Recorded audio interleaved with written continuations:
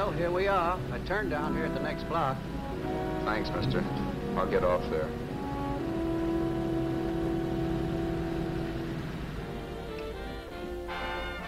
Want anything else? No. Hey, you. Me? Yeah, you. Where you heading? East. Too bad. I thought if you was heading north, I might be able to help you out. I'm pushing the Salt Lake, and I don't like to ride it alone at night. I'm one of those guys that got to talk or I fall asleep. Oh, sure, now, my partner, he's got Lou to keep him company, but I ain't got nobody at all. Where you coming from? West. Yeah, sure, I know, but where, L.A.? Maybe. Got a cousin out in L.A. You don't say. Yeah, he's been out. You're not much of a talker, are you? My mother taught me never to speak to strangers. Oh, a wise guy. So what? Okay, don't get sore. Just trying to be sociable, that's all. Hey, Glamorous. You change for a dime, will you?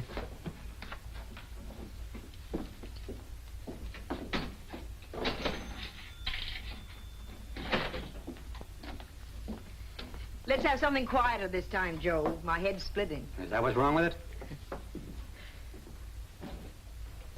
Done with your coffee? No. And don't rush me, will you?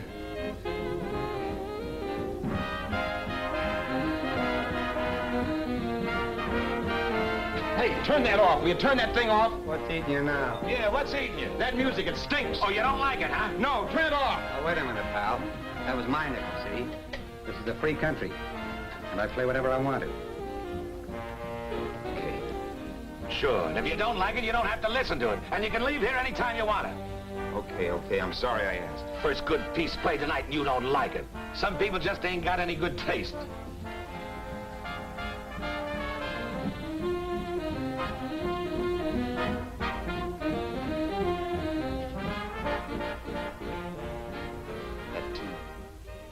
That tune. Why was there always that rotten tune? Following me around, beating in my head, never letting up. Did you ever want to forget anything? Did you ever want to cut away a piece of your memory or blot it out? You can't, you know. No matter how hard you try. You can change the scenery, but sooner or later you'll get a whiff of perfume or somebody will say a certain phrase or maybe hum something. Then you're licked again. I can't believe that you're in love with me. I used to love that song once. So did the customers back in the old Break of Dawn club in New York. I can't remember a night when I didn't get at least 3 requests for it. Sue, she was always selling it too. Those were the days.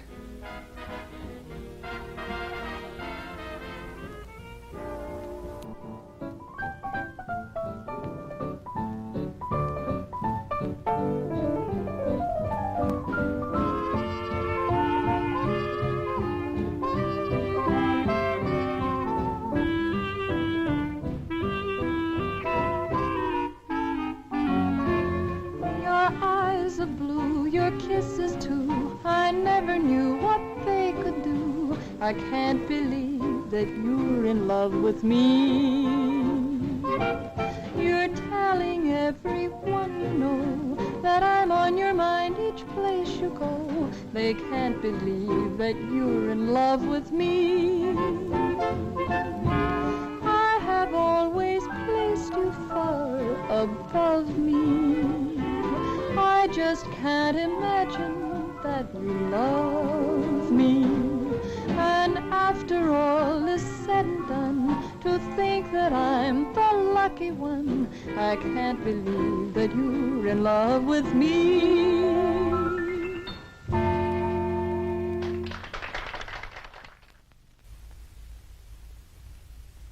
It wasn't much of a club, really. You know the kind. A joint where you could have a sandwich and a few drinks and run interference for your girl on the dance floor. I pounded the piano in there every night from 8 until the place closed up, which usually meant 4 in the morning. A good job as jobs went in those days. Then, too, there was Sue, who made working there a little like working in heaven. But how we felt about each other, well, there was nothing very unusual in that. I was an ordinary healthy guy, and she was an ordinary healthy girl, and when you add those two together, you get an ordinary healthy romance, which is the old story. Sure, but somehow, the most wonderful thing in the world.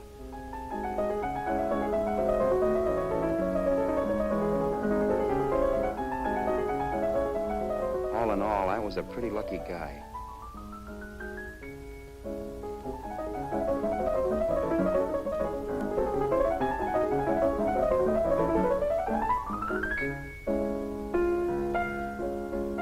Mr. Paderewski, I presume. It's beautiful.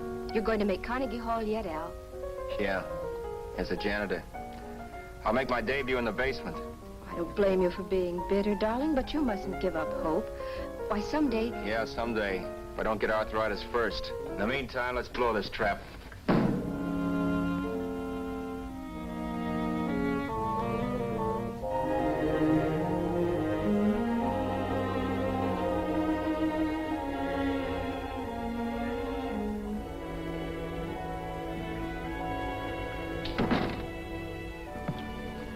Like to get something to eat, hon? Oh, I don't think so, Al. I lose my appetite working in this flea bag. Let's go home. Okay. I can't stand much more of that dump. Did you see that drunk tonight trying to paw me? No, what drunk? Does it matter what drunk? Say, what's the matter with you tonight, darling? That's the third time you started to tell me something and then stopped. We shouldn't have any secrets from each other, Sue. Next week we're going to make with the ring and the license. You and me will be a team. Yes, that's right. In the Bush League. I don't get you. We've been struck out. It's a funny way to talk, darling. Don't you want to marry me? Al, look, I love you. You know I do, and I want to marry you. But? But not now. Only after we've made good. Sunday I'm going away. Oh, I know you'll think it's silly. That's why I hesitated to tell you. But I'm going to California. I want to try my luck in Hollywood. That's the most stupid thing I ever heard of. Don't you know millions of people go out there every year and wind up polishing cuspidors? I thought you had better sense. You sound as if you don't think I have any talent. That has nothing to do with it. I'll make out all right. Maybe. But what about me? Doesn't it mean anything to you that you're busting up all our plans? We may not see each other for years? It won't be that long. I thought you loved me. I do. You know I do. Well, here we are. Al. Al, why can't you see my side of it? I'm young. We both are, and we've got all the time in the world to settle down. Oh, really, darling, what I'm doing is the only sane thing to do. I hate the thought of being so far away from you, but we'll be together again someday. Maybe you'll decide to come out too later on. So long. Al, aren't you going to kiss me goodnight? Sure, why not? Good night.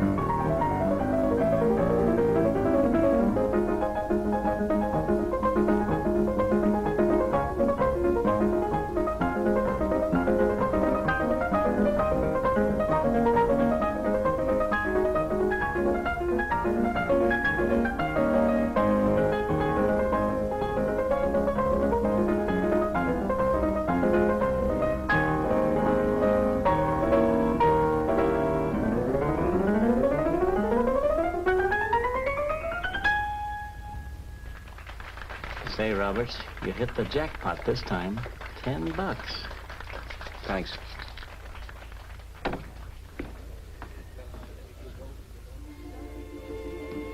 So when this drunk handed me a 10 spot after a request, I couldn't get very excited. What was it, I asked myself? A piece of paper crawling with germs. It couldn't buy anything I wanted. It couldn't... Then I thought of something.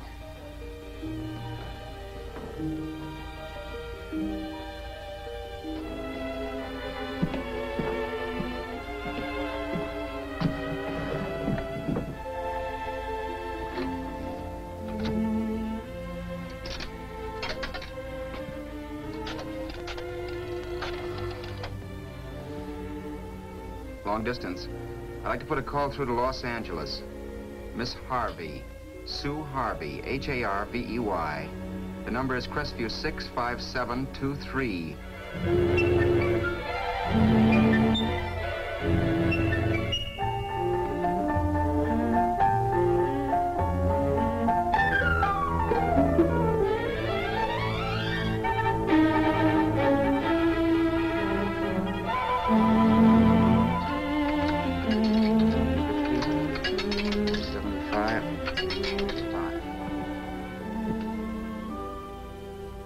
Hello, Sue?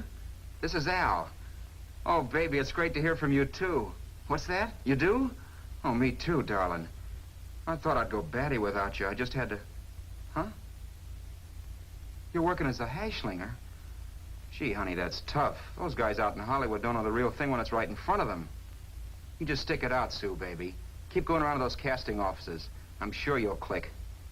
Look, I'll tell you what. You stay put out there, I'll come to you. No, don't try to stop me. Just expect me. Train? Who knows? Train, plane, bus, magic carpet. I'll be there if I have to crawl. If I have to travel by pogo stick. And then, let's get married right away, huh? That's the stuff. That's what I've been wanting to hear you say. Well, goodbye for now. I'll be seeing you soon. Yeah. Bye. The only way I could cross country was to thumb rides. For even after hawking everything, I only had enough money to eat. Money.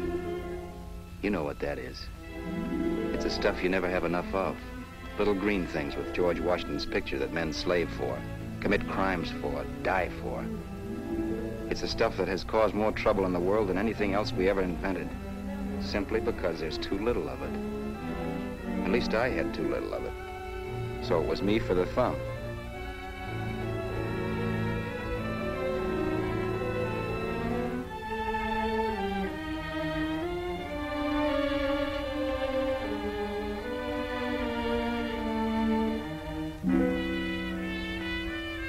Ever done any hitchhiking? It's not much fun, believe me. Oh yeah, I know all about how it's an education, how you get to meet a lot of people and all that. But me, from now on, I'll take my education in college, or in PS 62, or I'll send $1.98 in stamps for 10 easy lessons.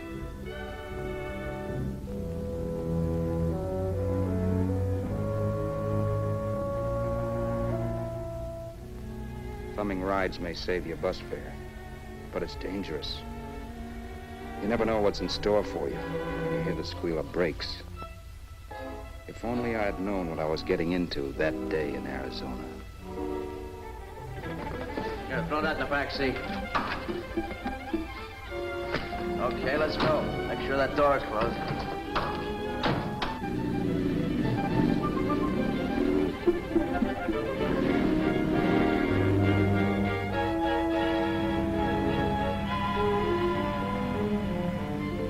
You know, Emily Post ought to write a book of rules for guys thumbing rides.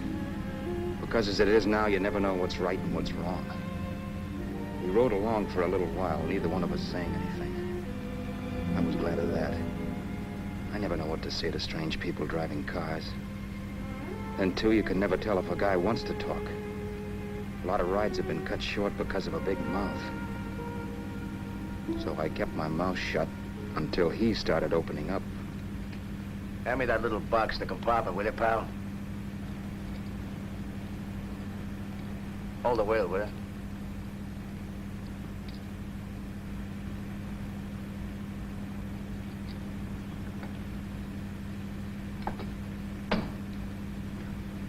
How far are you going? L.A. Well, you're really traveling, aren't you? Yeah, but I don't expect to make it for a couple of years at the rate I've been promoting rides. Not much luck, huh?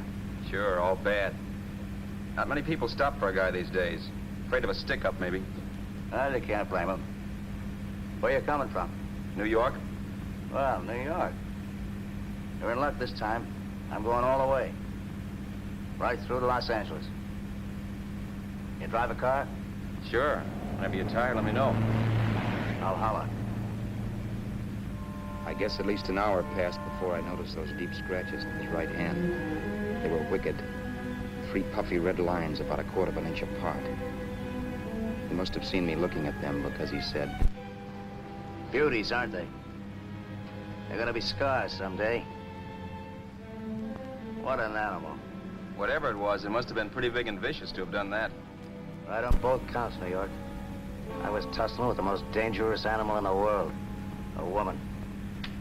She must have been Tarzan's mate. Looks like you lost the bob. Certainly wasn't a draw. You know, there ought to be a law against dames with claws. Yeah.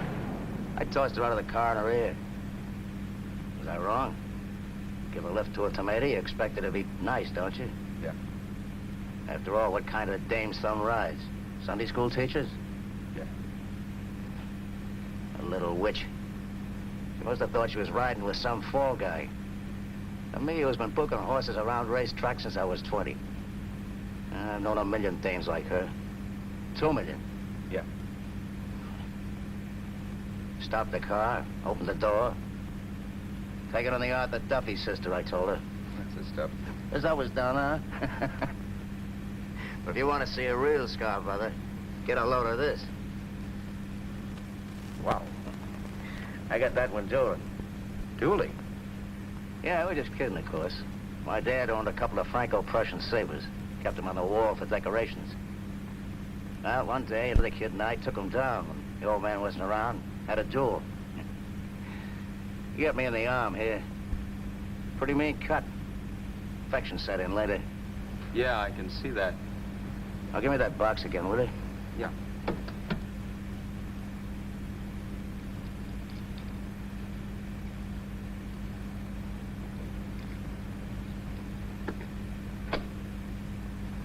Pain made me lose my head, I guess. I began slashing. Before I knew it, I'd put the other kid's eye out.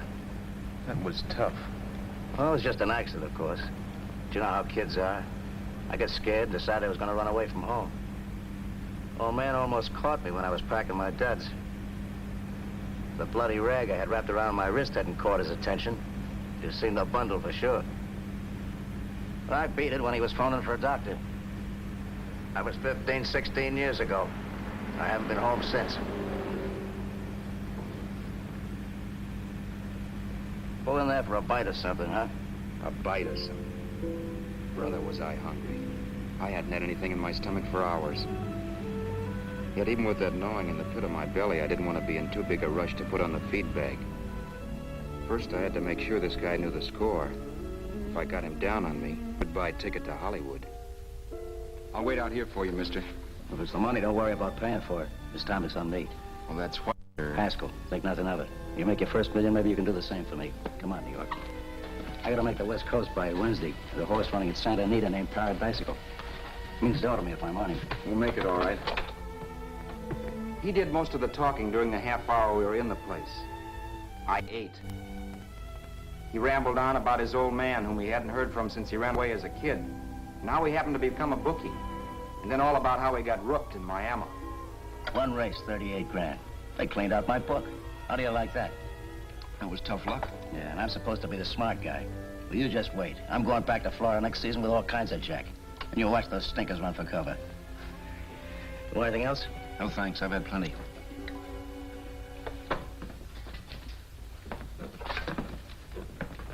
That check there, sister?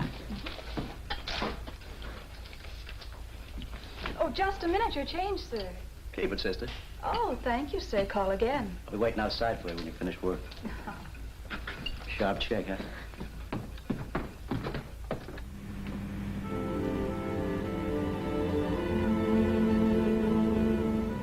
drove all that night while Haskell slept like a log. After a while, I began to get sleepy myself. I was happy, though. Soon I'd be with Sue again. The long trip was practically over, and there'd be no more hoofing it down the concrete. I began to think of the future, which couldn't have been brighter if I'd embroidered it with neon lights. It was nice to think of Sue shooting to the top. It's amazing what a full belly can do to your imagination. Your eyes of blue, your kisses too, I never knew what they could do. I can't believe that you're in love with me. You're telling everyone you know I'm on your mind each place you go. I can't believe that you're in love with me.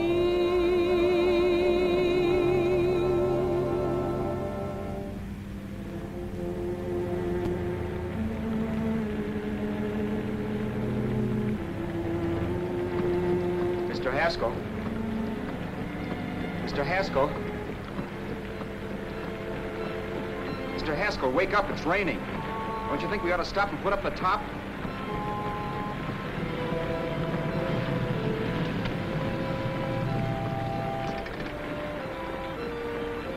Mr. Haskell, I'm gonna put up the top.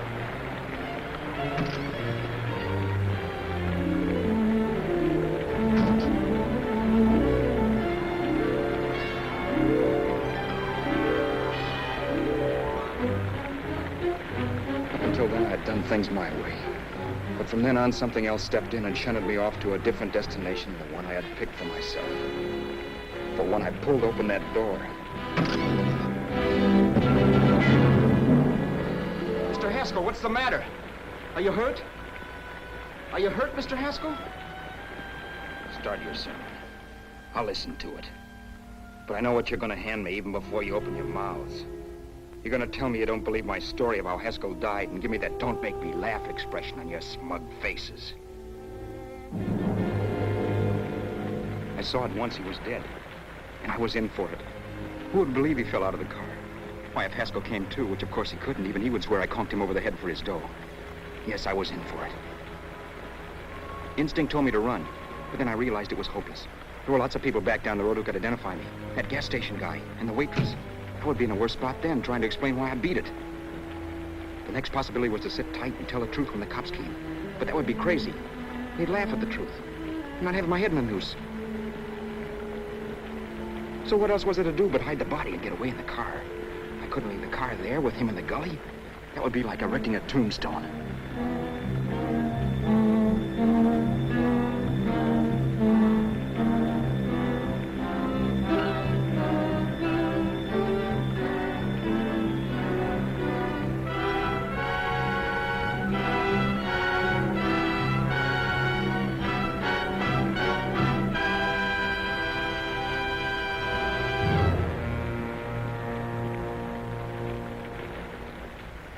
My idea was to cover him with brush, not to rob him. But then I remembered that even if I only drove the car for 100 miles or so, I would need money for gas. Besides, it was stupid of me to leave all that money on a dead man. Not only that, I'd have to take his driver's license in case I was stopped for something.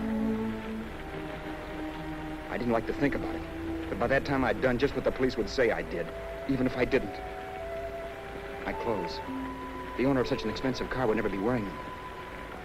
Some cop might pull me in on suspicion.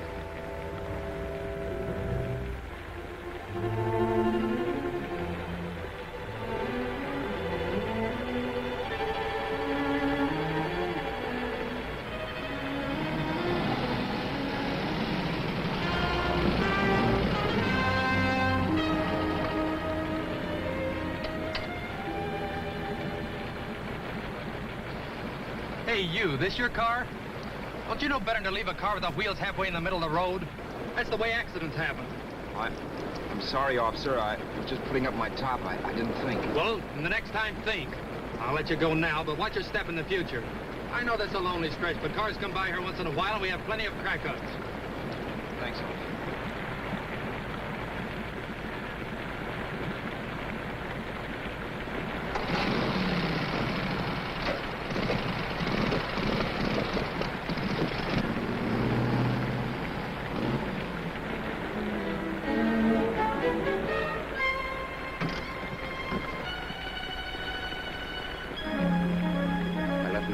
car to give me away as Roberts. If they found a dead man in the gully now, it would be me.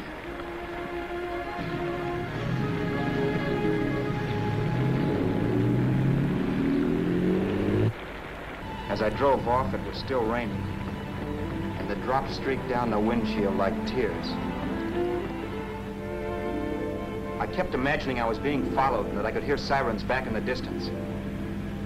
Just how long it took me to cover the 60-odd miles to the California state line, I don't know. I lost all track of time.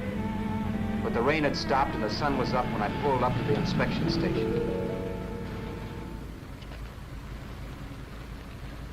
Hello? Carrying any fruits or vegetables? No. Any livestock or poultry? No. I'd like to see your registration and driver's license, please. Anything in the baggage compartment? Just baggage. Charles Haskell, Jr., age 30, brown eyes, dark hair. Identifying marks, none. Are you Charles Haskell, Jr.? Yes. Well, remember, if you're employed and you stay over 30 days, you take out California plates. All right, officer, but I'll only be in the state a short while. Right, you can go now.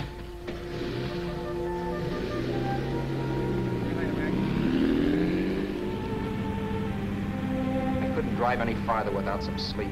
Cops or no cops, I knew I had to hit the hay and hit it hard. I was dead tired.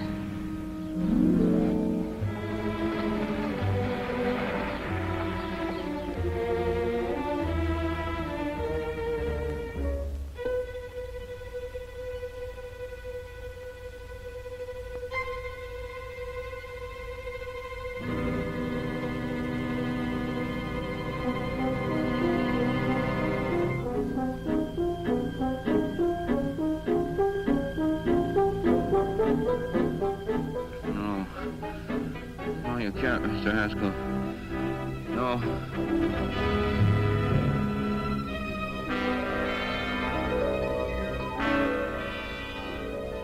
Mr. Haskell, you can't die. I think I did it. No, Mr. Haskell. No. No.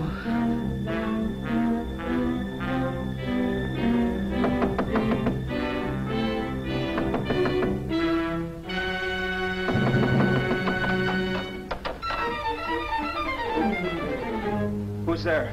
It's the maid. Can I come in and clean? Later. In a half hour. All right, sir.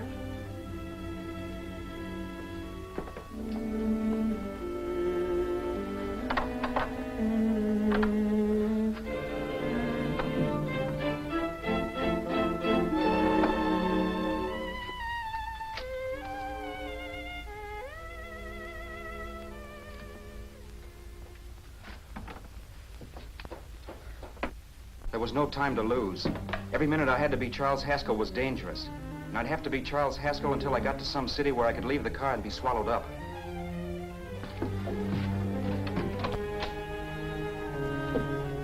That meant driving the car as far as San Bernardino, maybe even to Los Angeles.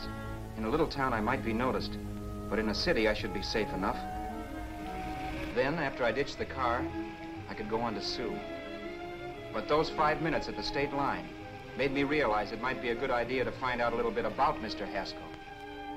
Then if anybody asked me questions, I could give the right answers. The first thing I found out was that I had $768. This was a lot of jack, but believe me, it was the kind of money I'd rather not have.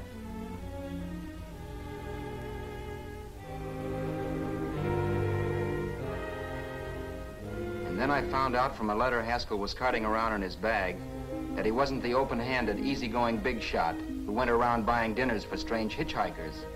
Before I got done reading it, I saw him more as a chiseler. It was written to his old man in California, the one he hadn't seen in so many years. In it, Haskell posed as a salesman of hymnals, of all things. It was easy to see where Haskell expected to raise a new stake for his book in Miami by rooking his old man. That was about all I found out from his effects, and it was enough. I told myself, maybe old man Haskell was lucky his son kicked off. He would never know it, but it saved him from taking a flyer in sacred literature preferred.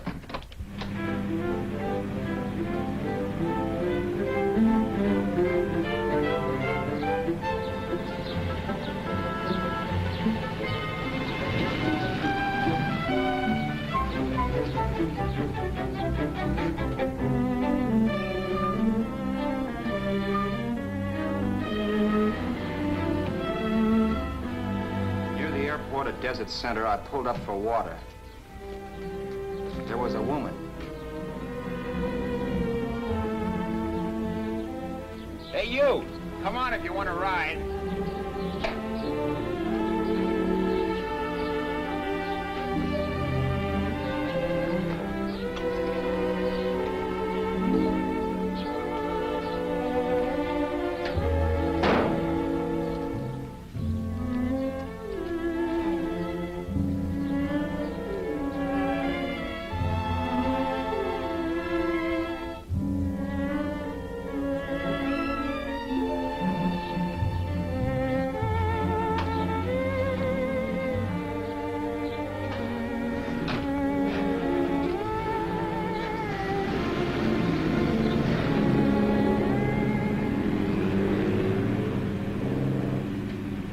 How far are you going?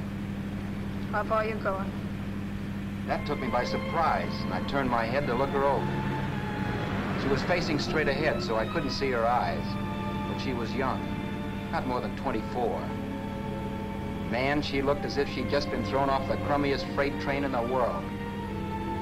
Yet, in spite of this, I got the impression of beauty. Not the beauty of a movie actress, mind you, or the beauty you dream about when you're with your wife, but a natural beauty. A beauty that's almost homely because it's so real. Then suddenly she turned to face me. How far did you say you were going? Los Angeles? L.A.? L.A.'s good enough for me, mister. That's what I was afraid of. What'd you say? Oh, nothing, just thinking out loud. People get in trouble for doing that. What's your name? You can call me Vera if you like. You live in Los Angeles? No. Where are you coming from? Oh, back there. Needles? No. Oh, sure, Phoenix. You look just like a Phoenix girl. Are the girls in Phoenix that bad?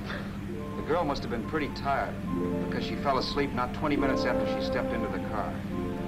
She lay sprawled out with her head resting against the far door, like Haskell. I didn't like that part of it much, but I didn't wake her up. It wasn't that this girl still worried me. I'd gotten over that funny feeling I had when she looked at me, which I put down as just my jangled nerves. With her eyes closed and the tenseness gone out of her, she seemed harmless enough. And instead of disliking her, I began to feel sorry for her. The poor kid probably had had a rough time of it. Who was she anyway? And why was she going to Los Angeles? And where'd she come from in the first place? The only thing I knew about her was her name. Not that it made any difference. A few hours more and we'd be in Hollywood. I'd forget where I parked the car and look up Sue. This nightmare of being a dead man would be over. Who this dame was, well, it was no business of mine. Where did you leave his body? Where did you leave the owner of this car? You're not fooling anyone.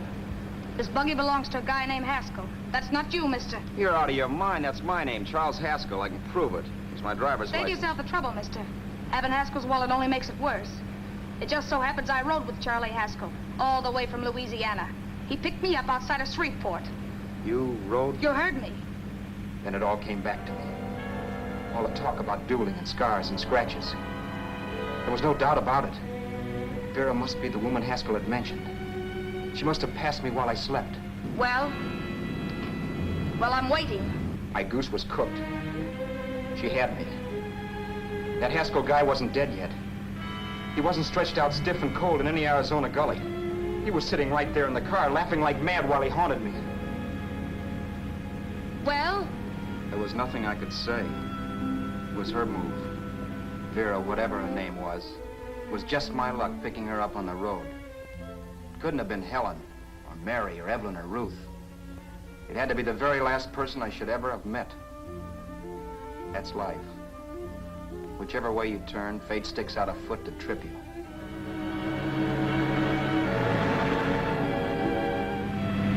I told her her everything, but she didn't believe my story. I should have saved my breath. That's the greatest cock and bull story I ever heard. So he fell out of his car. Say, who do you think you're talking to, a hick? Listen, mister, I've been around, and I know a wrong guy when I see one. What'd you do, kiss him with a wrench? Now, wait a minute. What I told you was true. You see, that's why I had to do it. You think I killed him? Well, the cops would have thought so, too. Yeah, well, maybe they still think so. What makes you so sure I'll shut up about this? Vera, I'm innocent. Give me a break, will you? It won't do me any good having you pinched. The cops are no friends of mine. Now, if there was a reward, but there isn't. Thanks. Don't thank me yet. I'm not through with you by a long shot. Let's see that roll.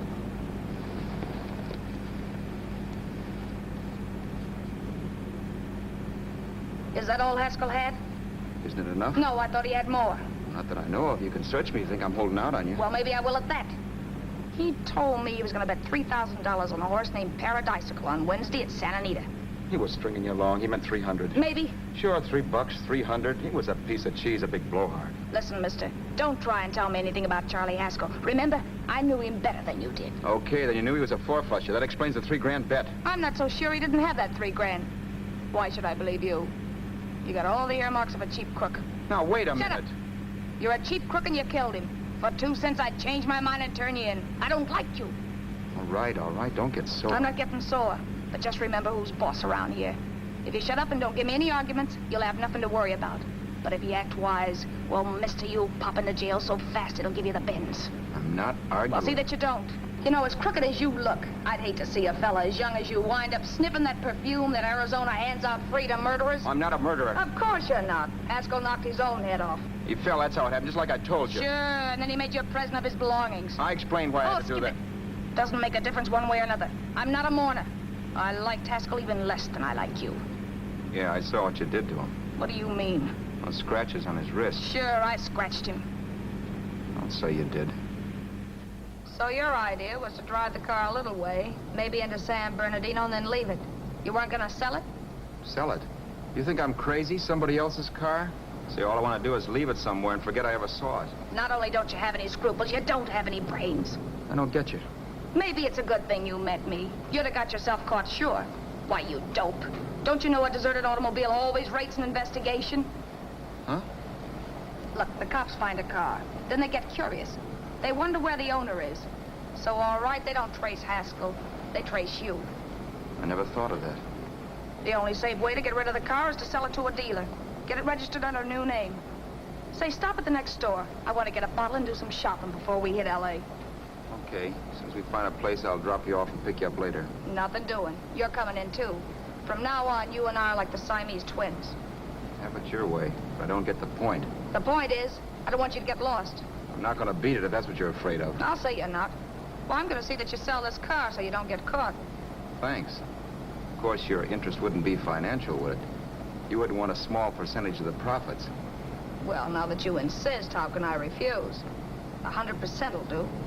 Fine. I'm relieved. I thought for a moment you were going to take it all. I don't want to be a hog. A few hours later, we were in Hollywood. I was recognizing places Sue had written about. It struck me that far from being at the end of the trip, there was a greater distance between Sue and me than when I started out. Vera wasn't kidding with that Siamese twins crack. She rented a little apartment as Mrs. Charles Haskell. When I objected to this, she explained that it was on account of the car. A dealer might think something was funny if he called and found we were using different names.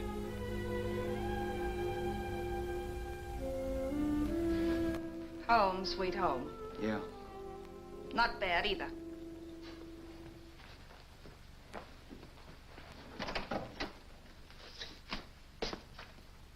In case there's any doubt in your mind, I'll take the bedroom. Yeah. Sure is stuffy in here.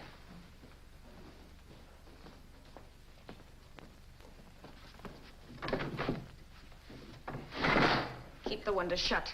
Okay. The old crow downstairs said there's a folding bed behind this door.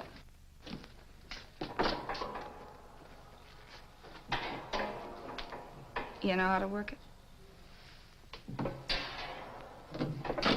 I invented it. Some joint. One can't have everything.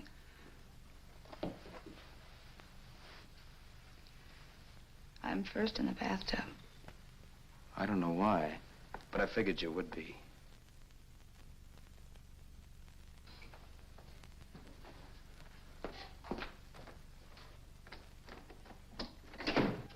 Boy, oh boy.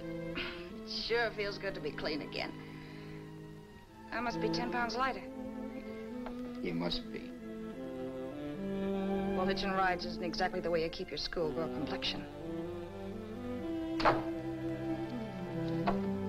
I wish that guy with the sax would give up. Gets on my nerves. Forget it. Have a drink. Aren't you afraid I might take you up on it? If I didn't want to give you a drink, I wouldn't have offered it.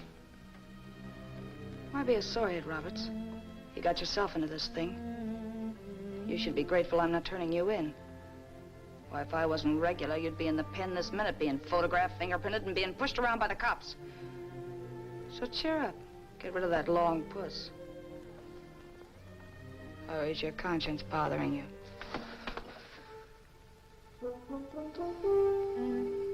No, it isn't. Swell. That's the spirit. He's dead and no moaning around will bring him back. Anyway, I never could understand this worrying about something that's over and done with. Now look, Vera, for the last time I didn't kill him. Haskell was a sick man. Maybe he was dead before he fell out of the car. I don't know. Sure. He died of old age. All right. So if it'll make you sociable, you didn't kill him.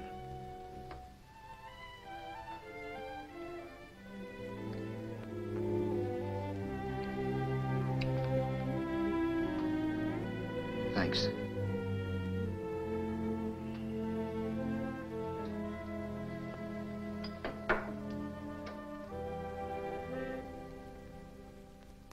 We're out of liquor, Roberts. Yeah. Too bad. I felt like getting tight tonight. Well, I think you succeeded. Am I tight? As a prima donna's corset. That's good. I wanted to get tight. Why? What have you got to get tight about? Oh, I don't know. Few things. You should have my worries. If I had your troubles, I'd stay sober. And I've got the key to that door. Yeah. Maybe you're right. I'm always right. You know, I don't like your attitude, Roberts. Well, there's a lot of things I don't like. Sure. But life's like a ball game. You gotta take a swing at whatever comes along before you wake up and find it's a ninth inning. You read that somewhere. That's the truth, Roberts. All you do is bellyache. Taking it easy and, well, trying to make the best of things. But maybe that's what's wrong with the whole world. Get the professor. People knock themselves out trying to buck fate. Now, take you, for instance. You're lucky to be alive. Why, suppose Haskell had put up in your door. You'd be playing a harp now. Think of that. You think of it. I'm tired of thinking. There's plenty of people dying this minute. I would give anything to trade places with you. I know what I'm talking about. I'm not so sure. At least they know they're done for. They don't have to sweat blood wondering if they are. Your philosophy stinks, pal. We all know we're gonna kick off someday.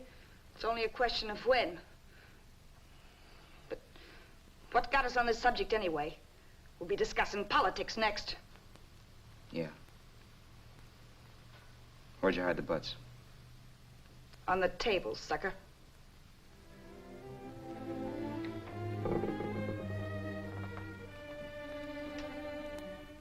We bored each other with conversation for a couple of hours longer.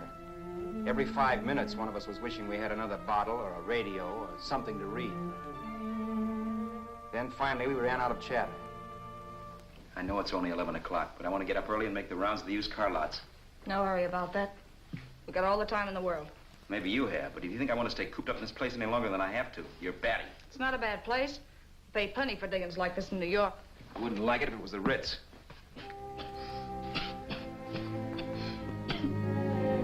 rotten liquor. You got a mean cough. Ought to do something about it. I'll be all right. That's what Camille said. Who? Nobody you know. Wasn't that the Dane that died of consumption? Yeah. Wouldn't it be a break for you if I did kick off? You'd be free with all Haskell's dough and car. I don't want to see anybody die. Not even me. Especially not you. One person died of me. If you did, well, that's all I need. You don't like me, do you, Roberts? Like you. I love you. My favorite sport is being kept prisoner. After we sell the car, you can go to blazes for all I care. But not until then.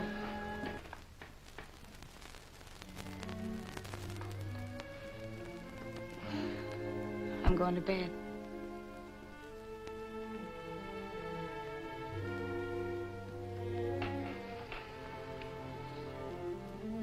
Good night, Roberts. Don't try and sneak away during the night. All the doors are locked. Anyway, if I find you gone in the morning, I'll notify the police. They'll pick you up. Don't worry, I know when I'm in a spot. Well, good night. I hope that portable rack isn't too uncomfortable for you. Don't lose any sleep over it, will you, Vera?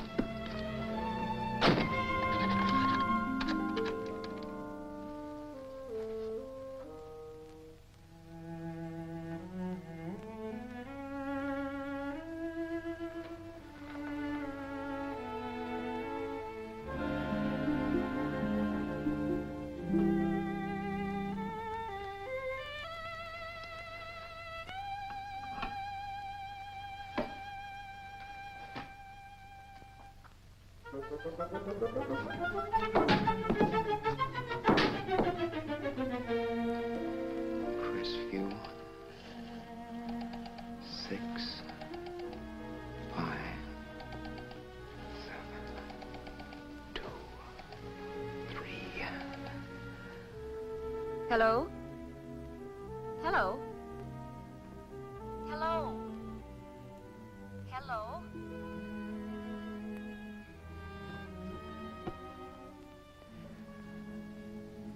No. Not yet, darling. Tomorrow. Maybe. If this were fiction, I would fall in love with Vera, marry her and make a respectable woman of her, or else she'd make some supreme Class A sacrifice for me and die. Sue and I would bawl a little over her grave and make some crack about there's good in all of us. But Vera, unfortunately, was just as rotten in the morning as she'd been the night before. All right, I'm coming. Look, Vera, it's almost noon. So what? The dealers will be there all day? I'll be there all year, too, but it doesn't wait that long. Shut up. You make us like a husband. Well, do I rate a whistle? You sure do, but let's go. Let's go, let's go. I spent $85 and 2 hours preparing bait, and all you can say is let's go. Come on.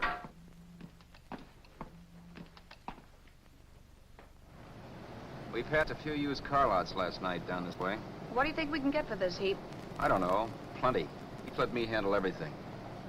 Think we can get $2,000? I don't know, but don't worry. I'll squeeze as much out of this guy as I can. If I let it go cheap without a fight, he might think we've stolen the car. And listen, don't make any slips and call me Roberts. That'll cook us. I don't need you to tell me that. You better just sit by and keep your mouth closed. Remember, we're both in the soup if anything happens. Forget it and drive. You're my wife, Vera Haskell. Look, after the deal's closed, let's go back to that place on Hollywood Boulevard where I saw the fur jacket. I want to buy it. After the deal's closed, I'm saying goodbye to you. That's right, I forgot. I guess I'm getting kind of used to you. Well, that's a habit you can start breaking. Let's try this place in the middle of the block.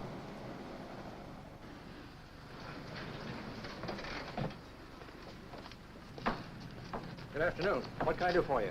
We're interested in selling a car. If the price is right. Well, if it's in good mechanical condition, it should blue book for about $1,600. Tony, take a look at this motor. 1,600. Are you kidding?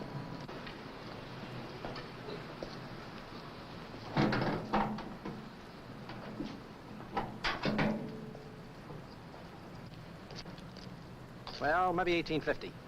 Before I let it go for 1850, I'll wreck it and collect the insurance first.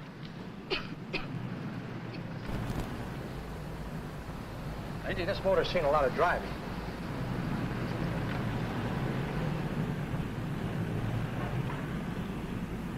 While the mechanic inspected the car, we haggled.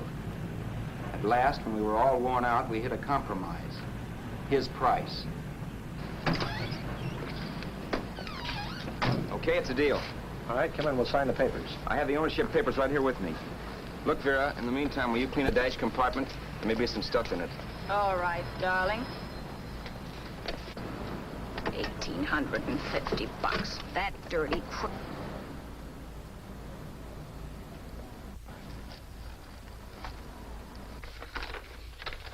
In New York, huh? Yeah. But you bought the car in Miami? Yeah. Well, now let's see about the insurance. We can either have it transferred or canceled. What kind of insurance do you have, Mr. Haskell? Well, aren't all the papers there? I don't see any. Surely you know what type of insurance you carry in the car. The name of the company? Yeah, but, Well, if you'll just tell me the name of the company, I'd be very glad to take care of all the details. well, Did you sign the papers yet? not yet. Well, don't. We're not selling the car. Oh, wait a minute, Mrs. Haskell. Come on, darling. What's the matter? Change your mind? Yes, I'm sorry. I guess I have. But, Vera... Let's go.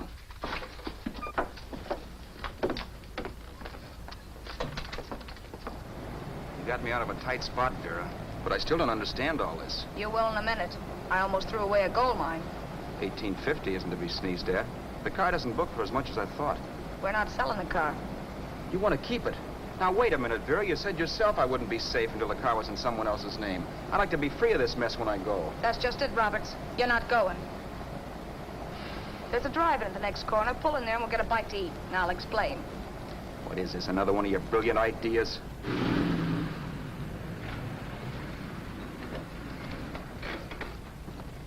Oh, may I take your order? Make mine a ham sandwich and coffee. And for you, sir? Oh, I don't care. The same. Thank you.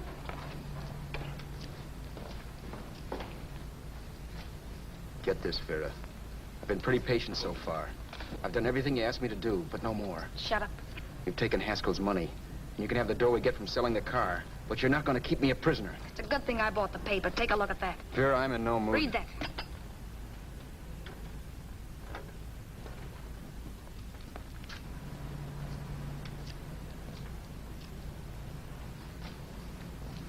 No.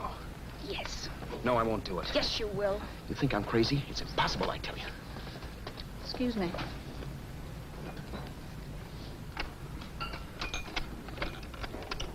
Blow the horn when you're through. No one could possibly get away with an act like that. It'd be wise to me in a minute. Don't be yellow. You look enough like him. The same coloring and the same build. See how his clothes fit you? No kidding, you almost had me fooled for a while. Oh, grow up, Vera. Don't you think a father knows his own son? And there must be other relatives. The father won't have to know you. We'll wait till he gives up the ghost. He's an old geezer and he won't pull through. And as far as other relatives are concerned, they haven't seen you in 15 or 20 years. Eat. I'm not hungry. And I won't do it. It's not as tough as it sounds. Remember, you've got all kinds of identification. His car, letters, license. I could never get away with it. It's the stupidest thing I've ever heard. The old boy has scads of dough. Look in the paper there. Personal fortune assessed at over 15 million. He'll leave plenty, I tell you. Maybe he cut off his son. How do we know? It's out, Vera. I won't have anything to do with it. I think you will. Look, Vera, I'll do anything within reason. But not that. So forget it. Find yourself another stooge. You sap. You'll be fixed for the rest of your life as Charlie Haskell. You can take your inheritance and go away. No more worrying about the rent, no sweating, scheming, wondering where your next meal's coming from. Think about that, Roberts. Vera, please, you're talking too loud. On this, I'm splitting 50-50 with you. Sure, why not? We're both alike, both born in the same gutter. Now, take it easy, Vera. There's people around here. You don't know what you're talking about. We'll wait till we read that old man Haskell's dead. Then you show up. Like you read in New York that he was sick. No. Suppose he doesn't die. He will. I know he will. Something tells me. But as much as I insisted I would have no part of her scheme, Vera was taking it for granted I would. Neither of us had our mind on the cards as we played that night. I knew we were just trying to kill time between newspaper editions. This was a death watch for Vera. Maybe it was for me, too. Don't you realize if I'm caught, they'll want to know where I got the car and stuff, and they'll have me on a murder charge. If you're smart, you won't get caught. I knock for 7. And if I'm caught, don't you realize you'll be out, too? 18 points, that gives me 30. How will I be out? You'll be out $1,850 we would have gotten on the car. Really, Vera, you'd be an awful chump if you threw away all that dough on a dizzy long shot. Let me sell the bus tomorrow. With the money it'll bring and what you've already got, a clever kid like you can run it up in no time. Then we'd both be in the clear. I'll be in the clear anyway. Maybe. Maybe. But if I got caught, I'd get good and sore at you, you know. You mean you'd squeal? Well, no, not squeal exactly. Never mind what you meant. Even if you did tell the cops I was in on it with you, what could they do to me? They might give me the same medicine they gave you. Yeah. A rope. But I'm on my way now. All they'll be doing will be rushing it. All right. But think of the $1,850 you'd lose. You'd kick yourself along the block if it let get away from you. I'll take the chance. Want another drink? You're being a goon. That's the way people wind up behind the 8 ball. Once they get a few dollars, they become greedy and want more. My. Caesar. Who? You know that Roman general? He got his for being greedy. He wasn't satisfied, so the final wind-up was he took the count. A couple of days ago, you didn't have a dime. Why, you were so broke you couldn't pay cash for a postage stamp. Now you've got almost $700 with $1,850 in the offing. Take my advice. Don't try for more. I'm tired of this game. Let's have some blackjack. Play solitaire. Okay, I will if that's the way you feel about it. That's the way I feel about it. Getting sore and throwing things won't help much, Roberts. I'm really doing you a favor. I help you out of a jam by keeping my mouth shut. I show you how to make some soft money. And what thanks do I get? Thanks. Sure. Or would you rather call the cops and tell them you killed the man and stole his money? I didn't kill anybody. Yes, you did. No, I didn't. You know I didn't. All right, then. Suppose I call the cops. If you're innocent, what do you got to be scared of? Okay. Call them, you mutt. Go ahead and call them. See if I care. At least they'll give me a square deal. You want me to call them? You heard me. But I'm warning you. If I'm pinched, I'll swear you were in on it. I'll say that you helped me. If I fry, I'll get even with you. You wouldn't dare. You didn't. Yeah? Then try it and see. Call them. Yeah. Okay, I will.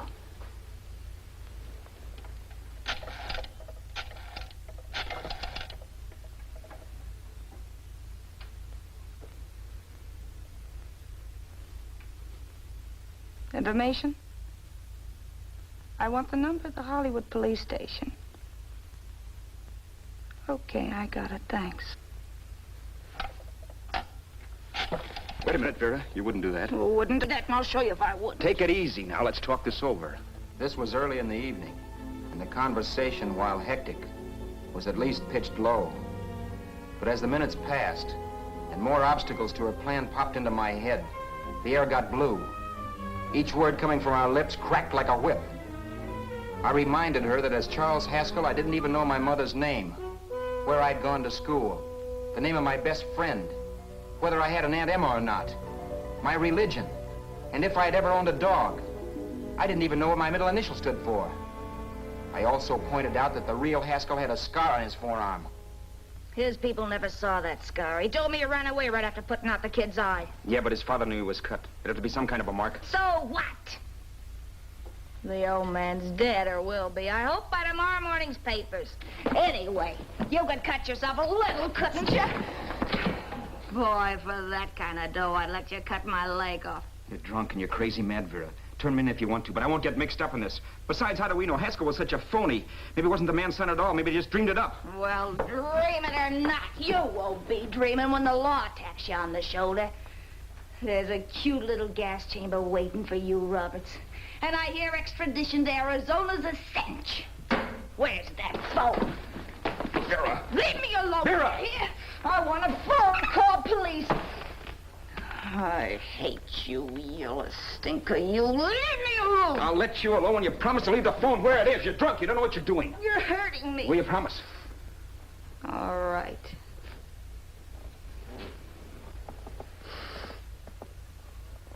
You hurt me. I'm sorry, but... And it's hot in here. Open up a window. It's not hot. Don't tell me. Now, do you do it or do I do it? You're no gentleman, see? Yeah. All right. I'll open up the window.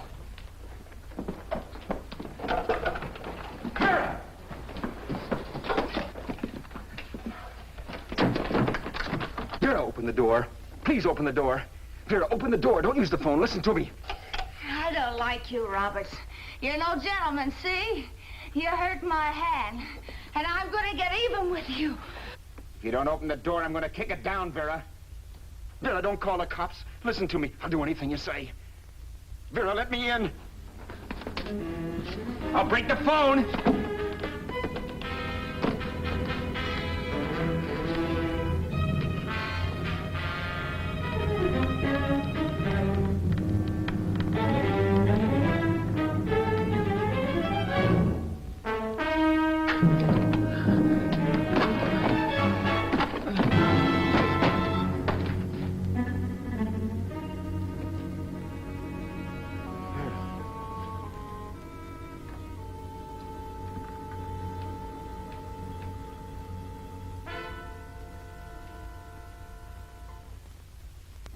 The world is full of skeptics.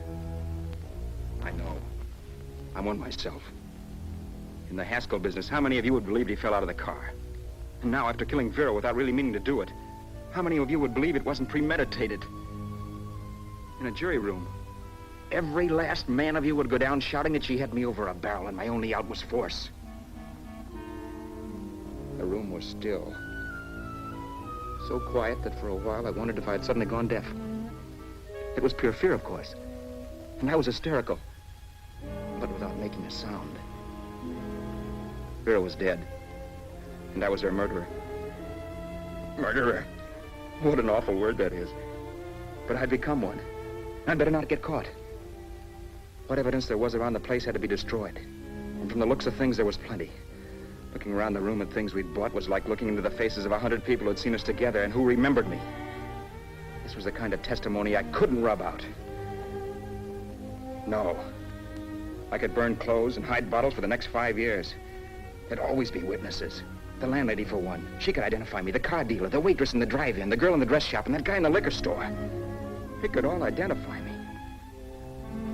I was cooked. Done for. I had to get out of there. While once I'd remained beside a dead body, planning carefully how to avoid being accused of killing him, this time I couldn't. This time I was guilty. I knew it. Felt it. I was like a guy suffering from shock. Things were whirling around in my head. I couldn't make myself think right. All I could think of was the guy with the saxophone and what he was playing. It wasn't a love song anymore. It was a dirge.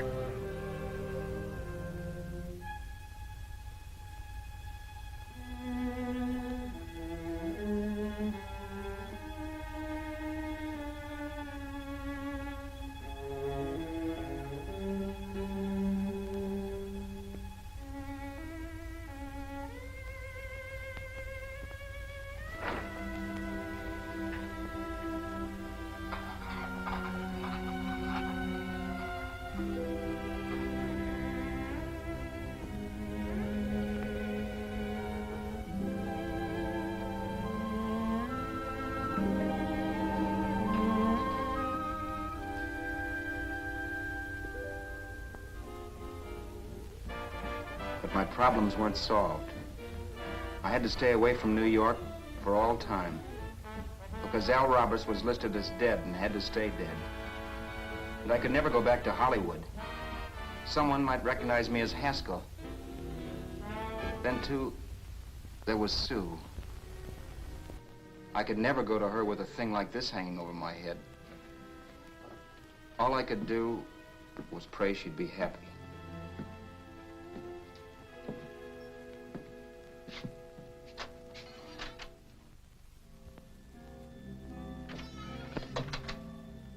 I was in Bakersfield before I read that Vera's body was discovered, and that the police were looking for Haskell in connection with his wife's murder. Isn't that a laugh? Haskell got me into this mess, and Haskell was getting me out of it. The police were searching for a dead man.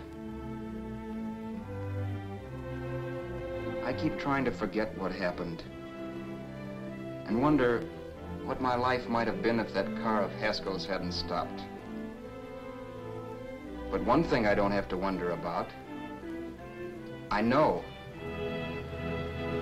Someday a car will stop to pick me up that I never thumbed.